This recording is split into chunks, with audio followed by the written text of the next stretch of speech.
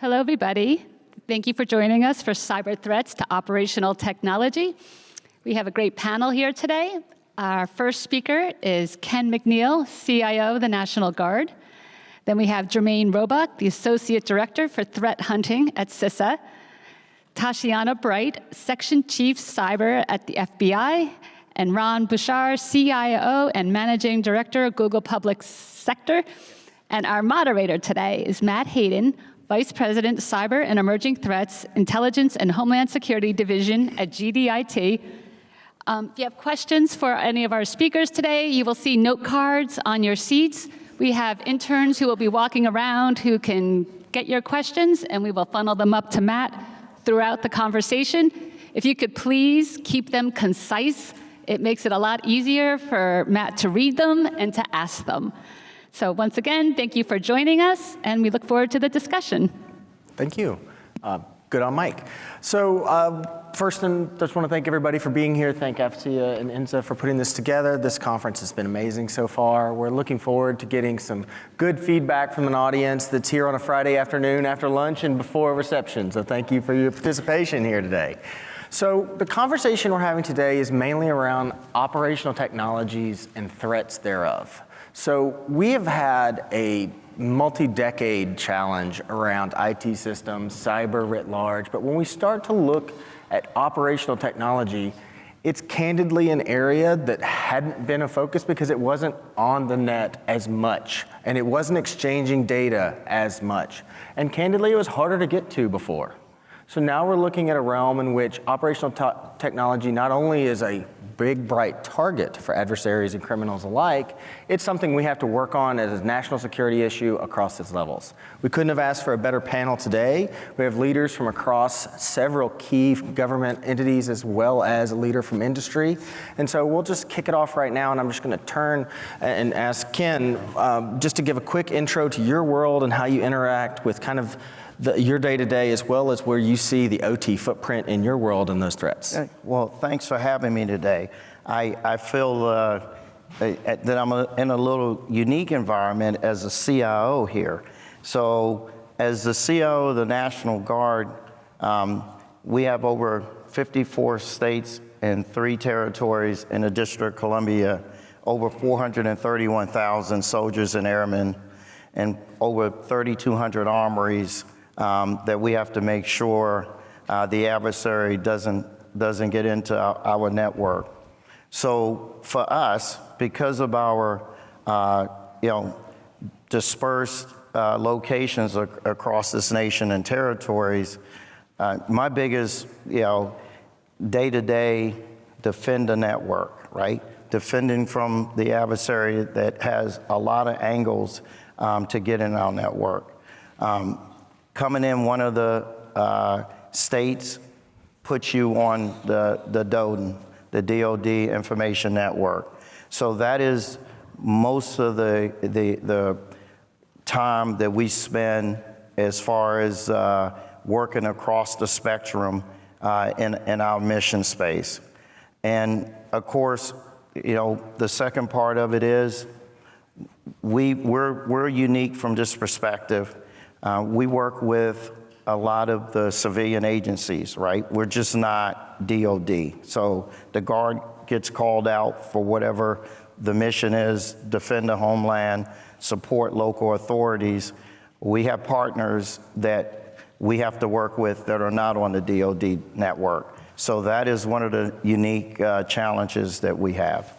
All right, and Jermaine, just pitch it to you from your perspectives from CISA. Absolutely, and thank you for having me today. So I come from the operational perspective. So principally my job is to cover down on all 16 critical infrastructure sectors. CISA sort of has that authority to do that, but we can't do that alone. So there's a pretty healthy partnership with both industry, our folks at the National Guard Bureau, our folks at the FBI, and numerous different agencies like the EPA, Department of Energy, et cetera, to deal with OT threats. From our perspective, we often have incident responders dealing with cyber attacks, often from nation states, sometimes from cyber criminals, sometimes from hacktivists. And a lot of our insights end up going into a lot of the advisories and reports that come out that highlight some of the threats that we're facing. Along with those threats, we often were working with owner-operators to better understand some of the challenges that they are facing. So specifically, there was one instance, just to sort of put a final point on that, where we had a water sector entity that was compromised, and it was evidently clear that if they had EDR protections on that one jump box, because they did do that proper segmentation, but the OT guy stood up the jump box but didn't put the proper protections in place, but the proper protections did exist, but it was on the IT side. That sort of highlighted some of the disconnect between the folks that understand IT and the folks that understand OT. So one of our sort of observations and one of our do-outs as a result of that was say, hey guys, how about we all get together and have a conversation, protect one another, learn from one another, and that helped that organization. But principally, our job is to try to figure out what these actors are doing, why they're doing it, and highlight that for the community, and then put out proper guidance so that folks can better defend themselves. Taushiana?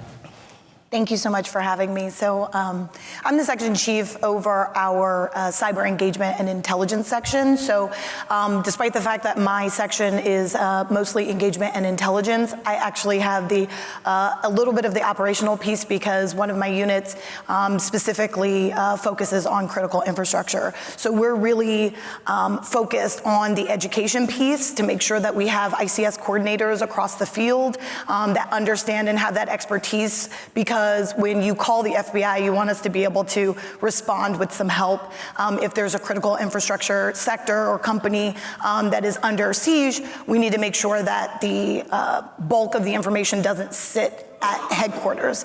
Additionally, with the engagement piece, we're making sure that we're engaging with our partners. And for production standards, we produce a lot with CISA, our partners at CISA. So definitely the education piece, I think that that's a large part of this OT threat that we're facing, is making sure that everybody understands what the threat is and how we can mitigate it. So really glad to be here. Thank you. And Ron, just to give an idea of what you see from your Google side. Yeah, great. Thanks, Matt. And thanks, everyone, for being here. From my perspective, I started the work in OT space back when there was an ICS cert at CISA, or before there was even a CISA.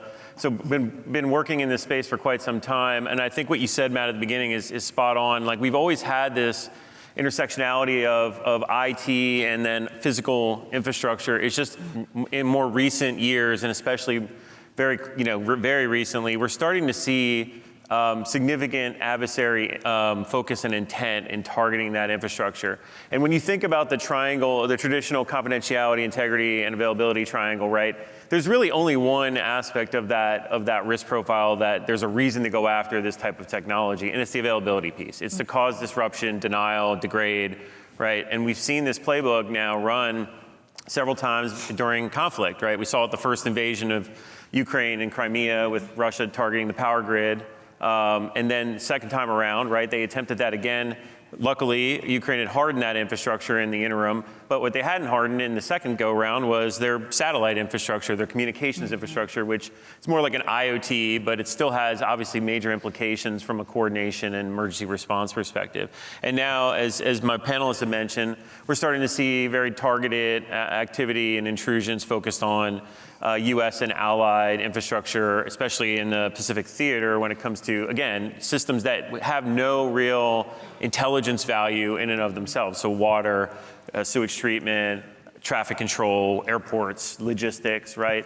The only purpose for these types of targeting is to create advantage, right, at a time and place of your choosing. Now that's kind of the intelligence piece of it, or the counterintelligence side. Interestingly, we've also seen recently examples of criminal activity that have maybe unintended consequences on operational technology. So Colonial Pipeline is, of course, the marquee example here. We don't think there was a real intent by the actors to shut down the pipeline, but because they had done such a great job in disrupting Colonial's IT infrastructure, they had no confidence that they could safely run their pipeline infrastructure, so they had to shut it down, right? So this gets to the point a lot of people are making here that, yes, there are really interesting and cutting edge and frankly scary capabilities that we know our adversaries are creating focused on that traditional OT ICS stack of control systems, but you don't always have to get there. And in fact, I would argue in many cases, it's not even required to have a disruption of physical infrastructure that can have real impacts to life, safety, and just day-to-day activities in a community or in a country. So I think that's kind of where we are today in thinking about this threat and how do we address it in ways that both, again, I think disrupt and deny these sorts of risks, but also understand what use cases our adversaries are focused on going forward. Thank you for that, Ron. And Jermaine, just coming to you, you guys have put out a lot on kind of informing critical infrastructure around where we see nation-state actors moving, specifically China and others. Could you kind of give us a tee-up of what you're seeing and what you guys have most recently put out as far as, like we saw some information on hardening telecommunications sector and the like? Certainly. So there's two primary things that we've been focused on. Early on, we were focused very much on Volt Typhoon, and we remain focused on Volt Typhoon. Based on our incident response investigations, we saw directly where the threat actor had dwell time within many of these infrastructure networks for up to 4 to 5 years. We saw through log telemetry data where they would periodically check into those networks. Early on, they'd gather schematics, better understand what's happening on the operational technology side, gather credentials, all of that in preparation so that at the time of their choosing, as my colleague sort of mentioned, that they could pivot into the OT environment in order to cause impact. That was the sort of first sort of straw where we started to really consider what are the types of mitigations that we need to develop and how do we reach out to the community to better protect operational technology environments. Here recently, we've been focused on Salt Typhoon. So interestingly enough, the story behind Salt Typhoon actually happened in a really interesting way. Within the government, we had access through our various capabilities. We alerted on some suspicious activity, but through that investigation, that illuminated sort of threat actor infrastructure, C2, et cetera, that then unlocked the vault of a number of different telecommunications companies. Once we had started engaging with those telco companies, we started to learn more about how Salt Typhoon was actually getting into these environments. And the bottom line of it, there were a lot of misconfigurations on edge-facing devices such as routers and switches and whatnot, as well as very specific vulnerabilities that we observed. So, you know, when that document sort of went out in terms of Salt Typhoon, everybody was focused on the telcos, but today that type of activity can happen to anyone, anywhere, because we all use the same capabilities. One of the things that we're most concerned about is hacktivists, ransomware actors, other actors in this theater picking up the same types of TTPs and understanding that we're vulnerable in this space and then gaining access to other downstream organizations. So I think it's imperative on us, and one of the things that we're very, very much focused on is making sure we expose how that activity was uncovered, but more importantly, providing the community with really concrete examples and steps that they can take to better protect and defend that infrastructure. And Ron, coming back to you, as one of the industry partners has to defend a lot of that infrastructure on the other side, how are you seeing that these alerts are really coming in handy and they're matching what you're seeing on your SOC and natural security environments? Yeah, at Google, we pay a lot of attention to the threat intelligence that's disseminated by the federal government, both on Jermaine's side, FBI, and partners, frankly, around the world. It's a global, as you guys know, it's a global challenge. Google runs, if you kind of don't think about it as an OT style company, right? Cloud company, but when you think about our data center footprint, you can't run a data center without power and water, especially, in this era of AI, huge amounts, megawatts per data center and huge amounts of chilled water. So that's all traditional infrastructure that if it goes down, essentially you're losing, zones or major capabilities in a particular region.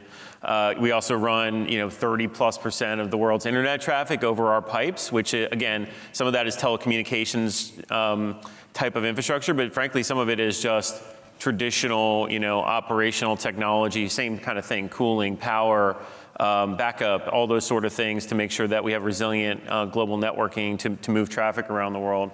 And of course, we also run the world's largest mobile, operating system where we develop it and we run a number of devices, right, from an IoT perspective, Pixel, obviously home devices, all those sort of things. So you think about each one of these areas, We are hyper-focused on the vulnerabilities that pop up. We spend a lot of time thinking about supply chain security. We do a lot of work in open source, which represents its own potential risk patterns of, implants inside of libraries and those sort of things that get into firmware or could get into firmware. So we're hyper-focused on that attack vector as well. So my team on the public sector side, we kind of focus in a couple of areas. One is protecting ourselves, right? Our infrastructure that we have to run on behalf of the government or their missions, but also protecting our customers, right? So again, we're running a service for our customers, so we want to make sure that they're protected as well. So we, of course, we have our own investment in threat intelligence and tracking of threat actors in these spaces. And we just recently launched, and this was made public, I think, a couple weeks ago, that we are also getting much more, I'll say, leaning forward in not just tracking, reporting, all those sort of things, but really partnering with the authorities that we can around the world for disruption and to attempt to degrade some of these capabilities that our adversaries are focused, in targeting our capabilities. So that's an evolving capability, but I think it's very relevant to the conversation these days that we can't just sit back and kind of observe the problem and admire it, without taking action against it as well. So Taushiana is one of the organizations that takes a lot of action, especially when it comes to not just state actors, but criminal actors. Can you speak to kind of where you're seeing criminal activity along both the OT and ransomware space in this? Yes, of course. So I actually do have the cybercrime team, so that's a great question. So what we're finding is, the line between cyber criminals and nation-state actors are starting to blur because they have multiple reasons why they are going after our infrastructure. So it could be notoriety, going after a particular, critical infrastructure sector to say like, hey, we're here, and they're introducing themselves. Sometimes it's financial gain. Sometimes we see that they are going into the systems and it's because of the vulnerabilities and because there's not a secure design on the system already that, patches haven't been done, things like that. So they're getting credentials and then they're just kind of moving about the cabin, right? And so that's why I think CISA with Secure by Design is a big deal, and we work with them very closely because a lot of what we can do to defend our systems has to do with just human error, right? Or just our ability to secure our spaces. When you're talking about OT, I think another thing is we're looking into automation and AI and all of these things that help us do our jobs better without understanding that also makes it easier for the adversary to send better phishing emails or, deep fakes that look like they've done something to an OT structure that they didn't, so while all of this technology is great, we see a lot of OT systems that are, or components that are now on the internet, and so we have to be more deliberate in our cross-training because OT engineers are not talking to IT, as Jermaine said before, and so when there is an incident, who's getting called? Some of the things that also come up in my section, I have the CISA Academy, so we talk to our private sector partners about this often, and when you're talking about continuity of operations, if there's an incident that occurs, what does that look like? Who's getting called and on what systems? Because if you're on the systems that the adversary is on, then they're gonna be looking at what you're planning to do and what your mitigation strategy is. And so, like I said, big on the education piece, but definitely on exposing these actors so that they know that there's a consequence attached. And we've done some really great work overseas, some joint sequence operations with some of our foreign partners and things like that to really tamp down on the ransomware actors and nation state actors that are working for, obviously, the governments that we know are after our technology. So Ken, when we think about where a lot of this OT is, we think about municipalities, we think about states, yes, and they rely heavily on the Guard, not just for support in knowing how to defend their networks, but also in incident response. So I'll turn to you. What are you seeing when it comes to like the governor's office asking you? Right. So we have morphed into across the 54 states and territories in the District of Columbia, increasing our response teams. When you think of the National Guard, you think of, we're called out to do, hurricane support and things like that. but we've put together a pretty robust cyber response team, critical infrastructure team that comes out, and that's a partnership with state and local governments. Most of our states have several of these teams. They're partner, they're just not DOD, they're partner with the state government. So the governors, they have a lot of resources at their disposal, and they also, it gives us an opportunity to work with agencies like CISA, FBI, right? And so you have multiple tiers where we can access the resources we have, plus, work with other federal agencies that can help us for the resources we don't have. But the critical infrastructure is really our main priorities working with the states and territories now. And it used to be, and it's merging together. As a CIO, you didn't really, get into a lot of the OT stuff, right? It was like, okay, they got this side of it, but now what we've learned, and we've had some hard knocks in the Guard, Salt Typhoon. We had an issue in a state where the adversary got in. But we learned from that. And so not only we have to continue to defend our networks, we really have stepped up our game working with our civilian agencies and partners and being that bridge to the Department of Defense. And so, Jermaine, when we hear secure by design, we start to think about the rapid pace of modernization. We hear about all the buzzwords of AI and things that are coming. But one of the things that is a challenge in the OT environment is that secure by design horizon is actually a little bit further than most, because a lot of this equipment doesn't get replaced every 5 years, sometimes even less than, you're looking past 10 years. Yeah. So how do you approach that effort when it comes to things like entrenched legacy, or even if you had secure by design today, you now have another 10 to 15 years of recycling that technology to look at it and keep it safe for a much longer period? Yeah, the OT challenge is especially interesting because a lot of times you got OT devices that have been in those environments for 20 plus years and were never designed to be removed. And it's almost impossible to either patch those devices or upgrade them because it costs so much. So one of the things that we are very much focused on is IT, OT sort of segmentation and putting in the proper security controls so those vulnerable devices aren't hanging out on the internet.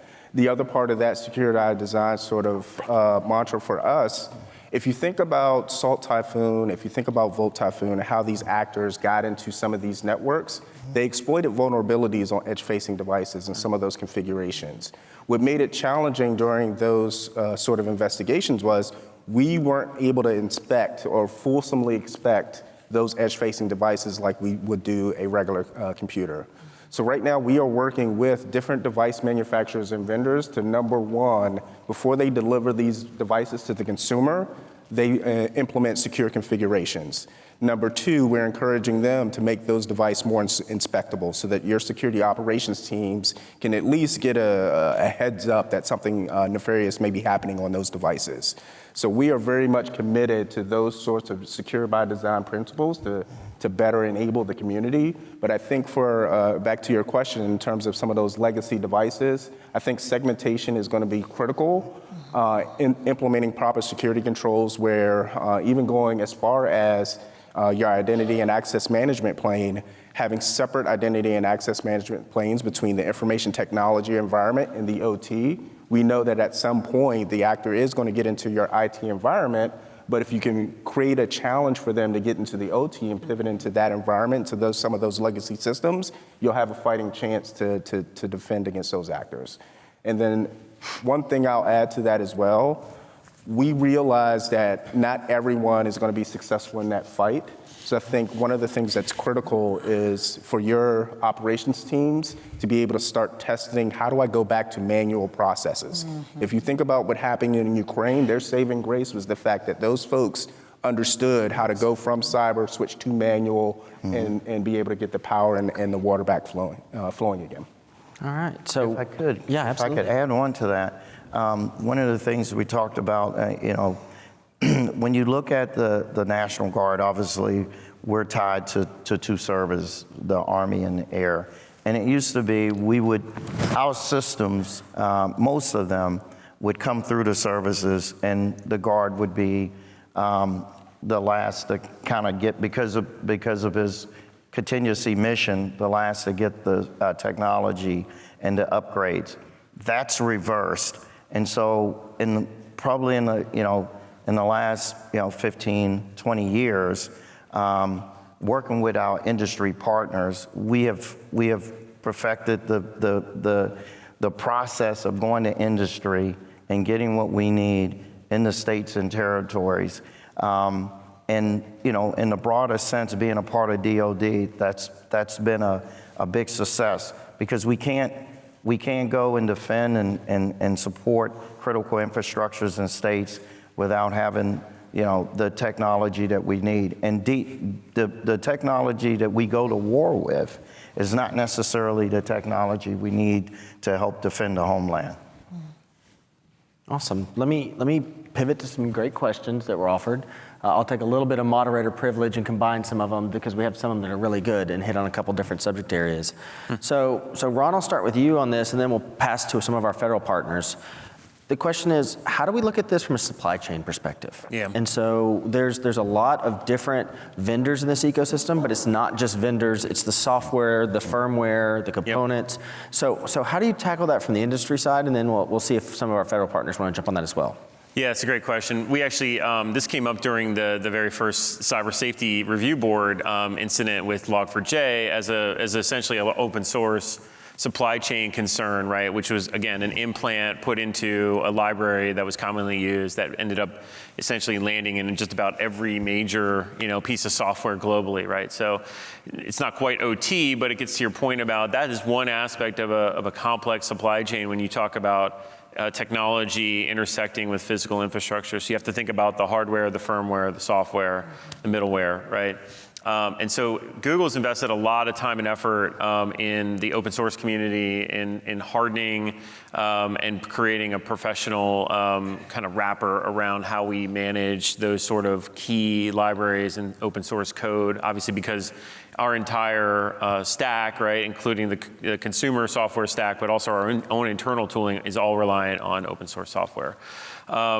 So we've built a framework for how you manage the provenance of code and libraries. We spent a lot of time developing what's called CI/CD pipeline processes that, where you're continuously developing and integrating software. That's how we run our infrastructure. And there's mechanisms that you can build in there that provide two-person integrity, assurance of and signed code as it's being introduced. There's multiple checks around vulnerabilities, both static and dynamic analysis as you're loading new code into environments. And then you do it in chunks, essentially, or in smaller batches, so that if there is a problem, it's not deployed worldwide, right, for a major issue or outage. So there's a lot of strategy there on the software side. I can tell you from my role, again, in the public sector side, we spend a lot of time on the hardware piece as well.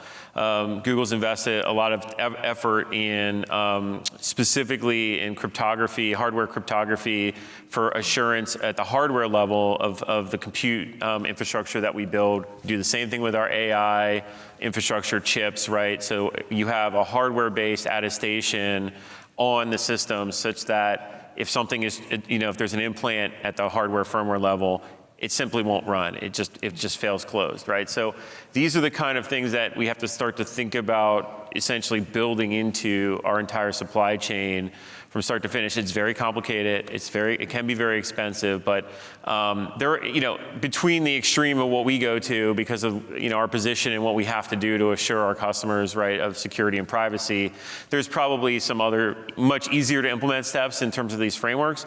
And then the other thing I would say is it's kind of what Jermaine said. You have to build your infrastructure in such a way that you have to assume that there may be a compromise somewhere, and just make sure that compromise doesn't result in lateral spread of a threat without really any further barriers. So it's that trust-based, it's access to data, not access to networks that's being controlled, or access to key infrastructure as part of your architecture, your core architecture, is really, really key. And we've built, again, we think about how to build those types of scalable infrastructure in a way that it's not brittle, right? If something does break, which it will, something fails intentionally, adversarially or not, it doesn't take down, it doesn't result in a massive either compromise or failure across the board. And that's the way, I think we just have to start thinking about our digital infrastructure the way we think about what the gentleman said around, natural disasters. You need resiliency. You need ways to respond, to rapidly reconstitute, and to provide assurance that you can continue to operate even in degraded conditions. Yeah, and Taushiana, I imagine that around your office, if you start talking about supply chain, your counter intel and all the other different components start to nod their head in line with some of the efforts you have afoot. Do you have anything you'd like to share on the supply chain side? Yeah, so actually, I think it's always really nice to be here with industry partners and federal partners because we don't work in a vacuum. And I think with the cyber threat just across the board, you have to work together for all of it.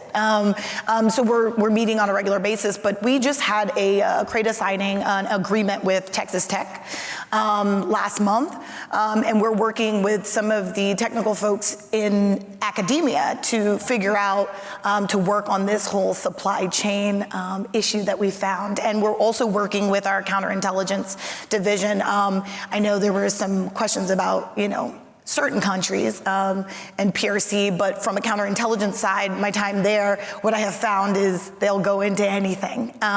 Nothing is off limits, and they're collecting. So, building these partnerships, building resiliency, and working together is how we combat the threat. Some of the other things that we've worked on in the last couple of months, when it comes to OT, well, let me go back. I think one of the things we've talked about how OT is unique in the ways that it can be compromised, but I think some of the ways that we win is, you can put security in place for logging, access. OT isn't as busy of a network as IT is in those spaces where you've got messaging and things like that. You've got a lot of traffic. But for OT, a lot of the professionals or the engineers that work in that space, when they're supposed to be in the systems and when they're supposed to be accessing those systems. So I do think that there's a lot we can do on OT, even if they're not on our networks. The segmenting is fabulous. That's probably going to do all the things, but I do think that there are things that we can put in place now with some of our legacy systems that will allow us to ensure that our critical infrastructure is protected. And so, Ken, one of the questions that just when you have monitoring and incident response in your byline of things that fall under your bailiwick, when you have insider threat as a concern, how do you rely on and manage some of those monitoring the monitors, if you will, when it comes to OT? Because OT devices are in large part used in that insider threat evaluation. Do you see a world where those kind of get integrated into what we're used to seeing with IT, like the SIEM SOAR type controls? Yes, I truly do. So I think from a perspective using, AI, using RPA, using that type of technology, I think that's the future. The insider threat piece is a ongoing. You have to make sure that you are following the processes. And most of the time when we have the insider threat issues is because somebody missed a step, right?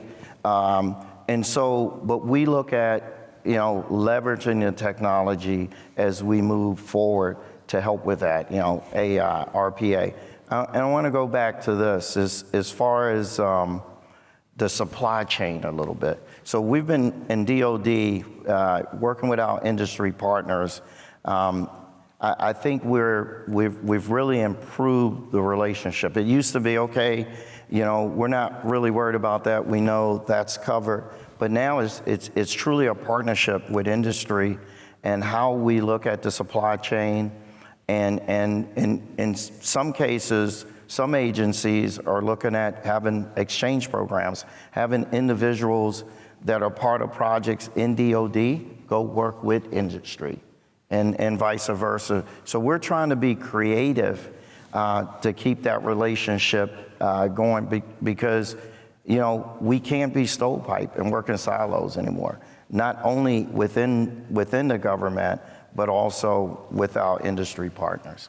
Jermaine, we got a question around one of the challenges with treating critical infrastructure as a specific entity is that they're a part of a large set of systems. Mm-hmm. And so how does a group like yours that has the critical infrastructure coordinator title in the roles look at sort of how to model dependencies throughout? So for example, you need water, you need transportation, you need finance, you need power.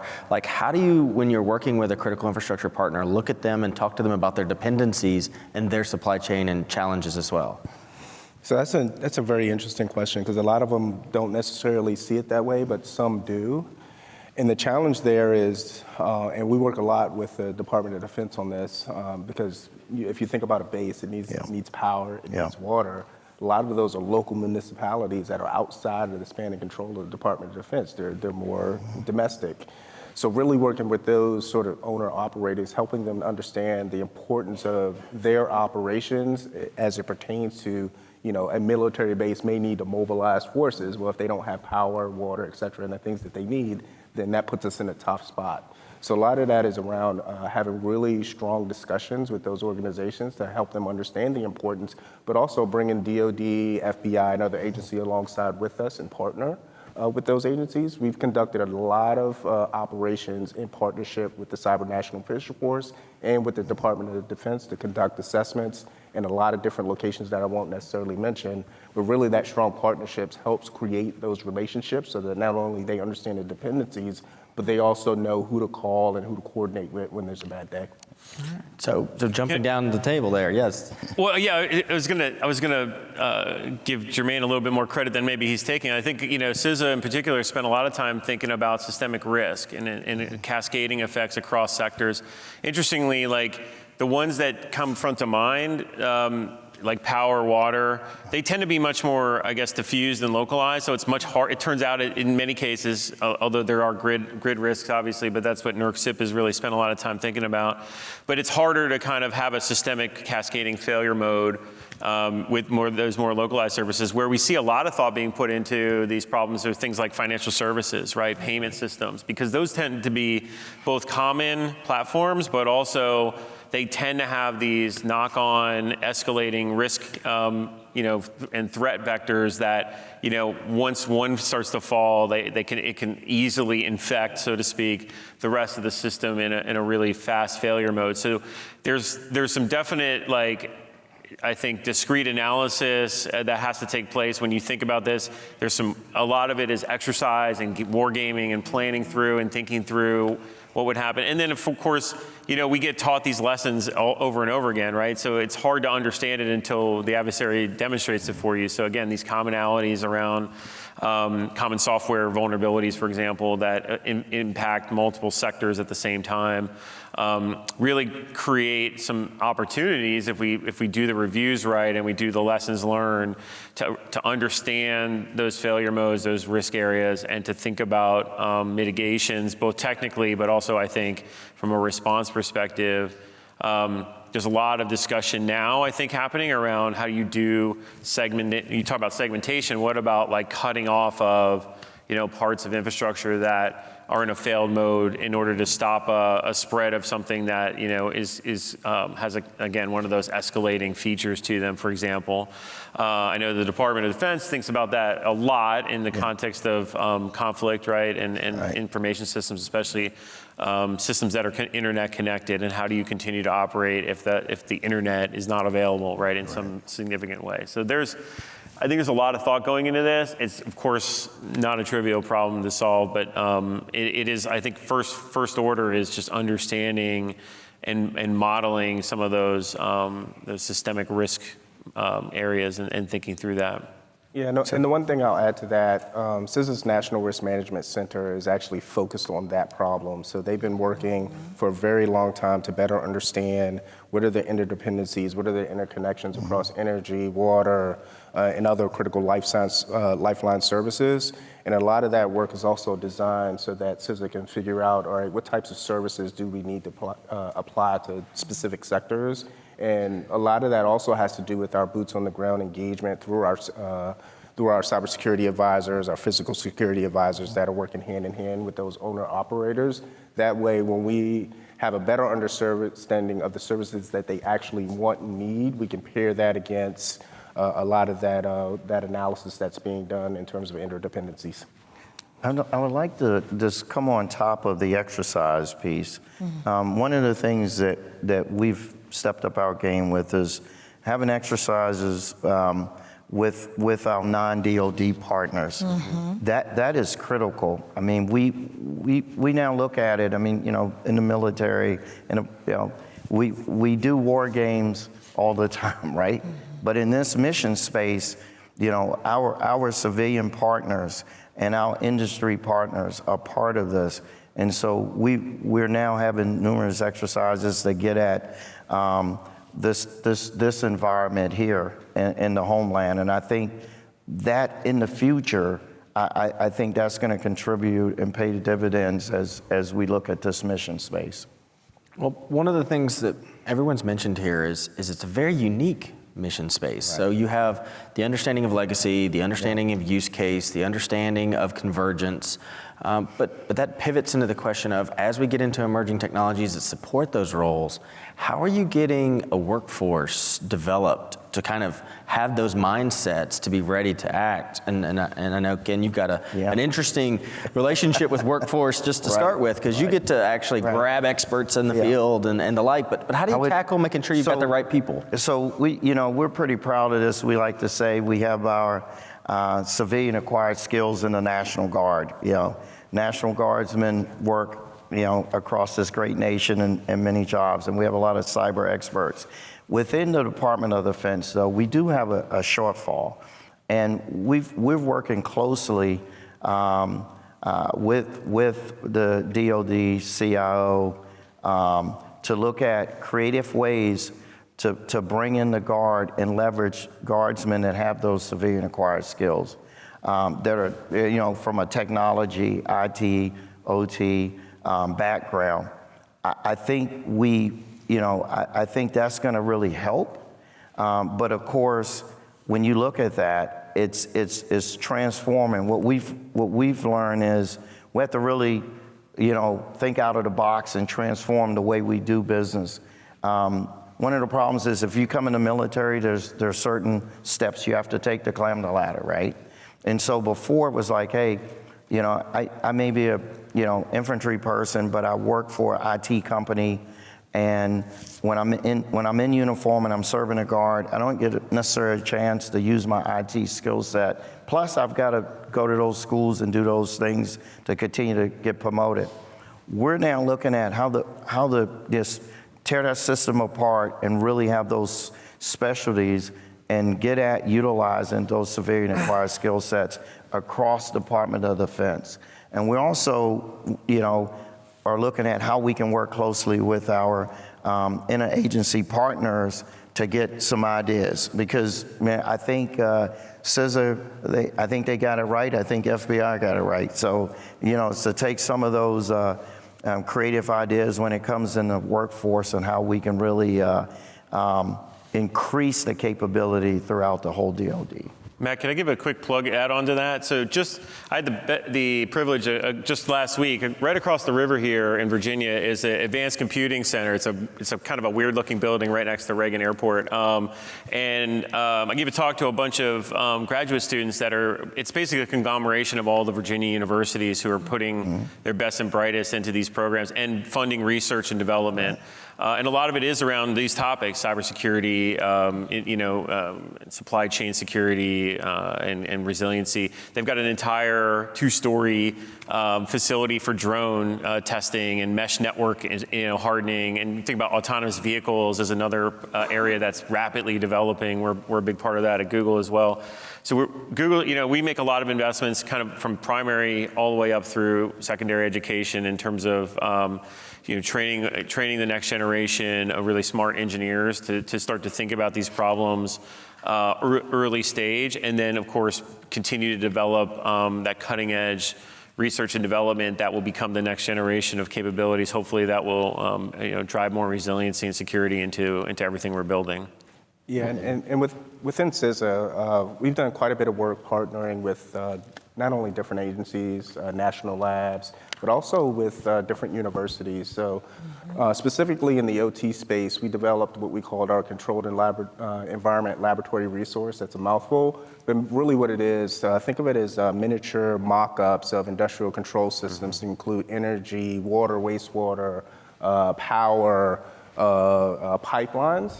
And really what this allows us to do is to bring folks in. You can detonate malware into those environments. It'll give you real world consequences. So there's smokestacks coming out of these small environments. But it also allows you to view the telemetry data to figure out, like, how did that attack unfold? How did it go from the IT system all the way to the OT side of the house? It also allows us to do some training in terms of what types of remediation and mitigation plans do we need to mock up now and provide that out to the community in advance. That program's been so successful that we've had several universities. We just transitioned one over to a university here recently, and that allows their students early on in the education phase to go through some of these real world scenarios. Having been in cyber for so long, there is no real training. You got to get your hands dirty. You got to get your hands on in order to really understand and appreciate the work. And our controlled environment laboratory resource gets us closer to that. And Taushiana, with your world, traditionally there's a lot of cross-training across the FBI. Like there's a lot of expertise that's shared. But for cyber and OT, is that something you have to go outside the box for, or is that something that's starting to be integrated across those lines? So definitely going outside of the box. We've got to be really innovative because we are the federal government, right? So we don't have the, our draw is the mission, I think. And, a lot of people joined after 9/11, and so, there was that. But now we have the cyber threat, and, and we're still been very fortunate to get applicants that want to work the cyber threat from an FBI perspective. One of the things that we focus on heavily in the cyber division is training. So we're sending our people out to any kind of training that they can get. If we have the money for it, we're sending you. But the other piece of that is we've created a cyber kinetic range down in Huntsville.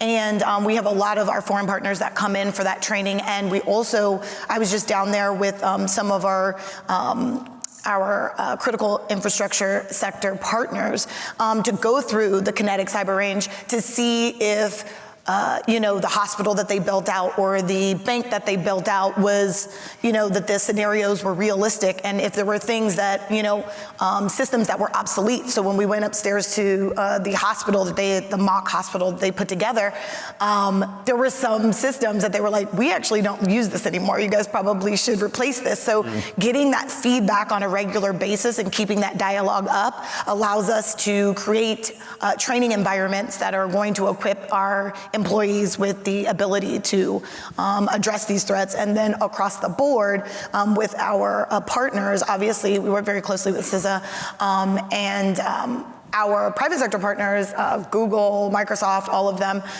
we work with them often. So we're always looking for additional resources to make sure that we're understanding the threat as it comes through, not just from the mitigation standpoint as far as the arrests and names and things like that. But it's a team effort.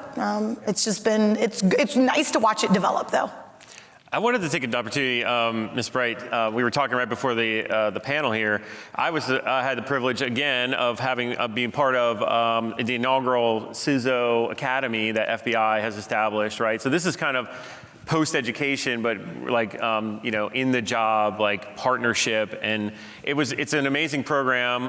Highly recommended for anybody who's a security executive, because what they do is they bring you to a 2-day, I think it's 2 days event where it's a week now. Oh, it's a week now. Yeah, okay, so it's like it's education and training. It's a lot. In some cases, it's educating industry security experts on how the federal government works when it comes to cyber and investigations, law enforcement, what rules and regulations they have to work under, and it's an exchange, right? So the industry also gets a chance to explain to the FBI and law enforcement what constraints they're under, right, from both regulatory, operationally, and so I think that continued training and information exchange and those kind of models is really it's an amazing, to me, opportunity, and it needs to continue and grow, in my opinion, because it's the only way we're going to continue to have partnerships that really expand and build upon the joint perspective that we have to work within here.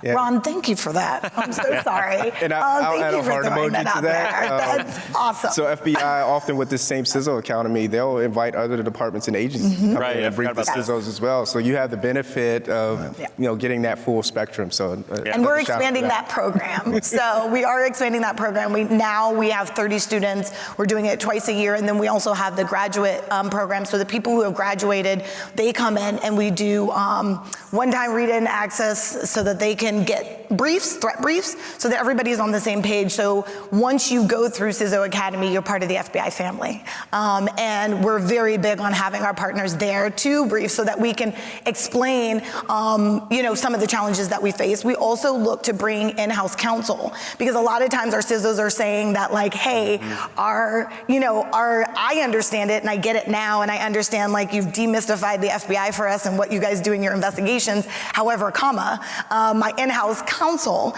is going to have problems. So do you have something for that? And so we do bring in-house counsel, and we're looking to expand that as well. So we had a question kind of about the intersection of both diplomatic partners as well as kind of the way consumer devices have jumped into our world as almost operational technology as well. Like, is my refrigerator going to be my problem at home? Are you guys finding that, and then I'll put this up to whoever wants to grab it, from a public awareness standpoint, are you finding educating the folks that are a part of your team on the added risk that some of these devices introduce at home that you could bring to work? Yeah, I just want to jump on it. So absolutely, right? So we used to take that for granted. It's two separate things. But the education piece, we do the Cyber Security Month in October, but we use that to do now talk OT, just not zeroed in. I think the education piece, for our workforce is definitely something that we could have to continue to improve on. In the past, we kind of said, hey, they'll get that, right? But the other piece I want to draw in, listening to, what the FBI is doing, I think having a cross-sector, because sometimes we get stovepipe in DOD, right? We're just like, well, it's the clearances right, and so one of the things that we're really looking hard at, how we can increase that working relationship with our civilian partners, FBI, CISA, and use some of those programs, because it is all about education, and it's not only just the individuals that are in the field, but individuals who are not in the field, and we found that a lot of the vulnerabilities are with individuals that are not in the field because we don't educate them. So, go ahead, Jermaine. I was going to give you guys in DOD a little bit more credit. So at CISA, we actually have Department of Defense employees embedded into our response teams, embedded into our organization. We also have FBI participation as well in the form of L&Os, and we also have quite a bit of industry that's embedded as well. But getting to your question about the IoT devices and the routers and such, I think it is something that consumers should definitely pay attention to. We do see actors gaining access to small home office routers and using those to then gain access and leverage into companies. And the reason why the adversaries are doing that is because they understand that a lot of folks telework. So when they come in, when they access those devices and you leverage them to get into those companies, the companies are often unaware that that is happening because it looks like normal traffic. It looks like John, who normally logs in, is logging into their environment, so they're not aware that they have a much bigger problem. We also see that in the IoT space, where they're often launching attacks from IoT devices to conduct denial of service attacks and other sort of disruptive efforts. So those are things that are I think, critically important that folks need to be aware of. And if you think about it, your average consumer, they're not patching their IoT devices. They're not patching their routers. That's either, some telco's problem or hopefully that IoT device is doing it itself. But these things are definitely being leveraged by adversaries. It's a pitch to update your phone. Matt, I'm going to say something that's a little bit controversial maybe. After 25 years of working in incident response and testing systems and networks and testing people as well, there's a saying that you have to try to make something idiot-proof, but we seem to always be able to find a better idiot out there that's going to screw it up. It's just the human nature. So I'm not disparaging anything that the other panelists said. Absolutely, we have to continue to make people aware of these threats. But let's be honest, you tell somebody something, unless you tell it to them 10 times or more, I think is the psychology, they tend to just forget it immediately. So we spend a lot of time at Google.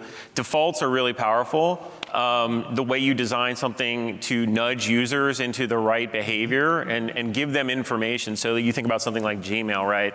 We found that if you just if you put things into a spam filter and you let users choose to turn it on, they almost never do. If you put automatic in there and you give them a pop-up that says, "This looks bad. Are you sure you want to open this?" That has a much more powerful behavioral impact on users, and they're almost kind of getting that training as they're interacting with the environment. So we really believe a lot in default design security, right? Build it in, make the user turn it off if they really want to, and tell them that it's a really bad idea to do that. And then also give them those nudges, those pop-ups, those kind of as you go information to act on. It has a profoundly better impact than just trying to tell somebody this is bad and there's bad actors out there. I think everybody's kind of in the ether aware of that generally now. It's really much more about the day-to-day. And I'll be honest with you, our adversaries are getting much better at this, so we have to build automation into this. And we haven't talked really much about AI.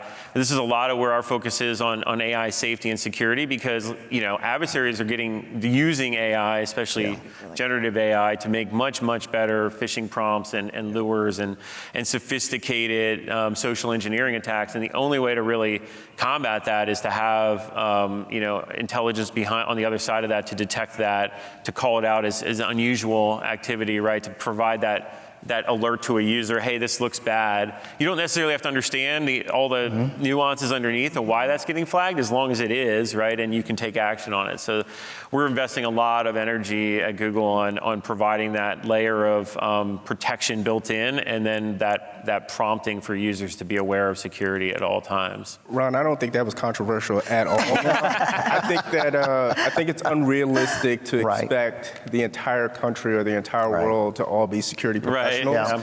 And that's a lot of what we're doing with Secure by Design, to put that onus back on the device manufacturers and back on people that actually have the funding and the capability to produce these devices secured by default. And I really like what you guys are doing in terms of put that prompt up to say, hey, are you sure you want to do this? That way somebody has a second thought. So I don't think that's controversial at all. But I do think that this, as our generation, when you're born and raised in this environment, right? And you're going to get better. So, I think what industry has done and will continue to do is to really, make it more secure, but understand his audience and understand agency needs, And we only have a couple minutes left, so I'm going to just kind of give everybody the opportunity to close with 30 seconds or so. We'll start with you, Ron. We'll work our way down. I want to end with something that we didn't really get to spend much time on, but we talked a lot about the complexities, especially in an operational environment, the legacy nature of a lot of this infrastructure, the vulnerabilities involved with it. A lot of my focus and our focus at Google in this space in particular is to not necessarily try to upskill or up-level or massively transform all this infrastructure overnight, because it's not feasible.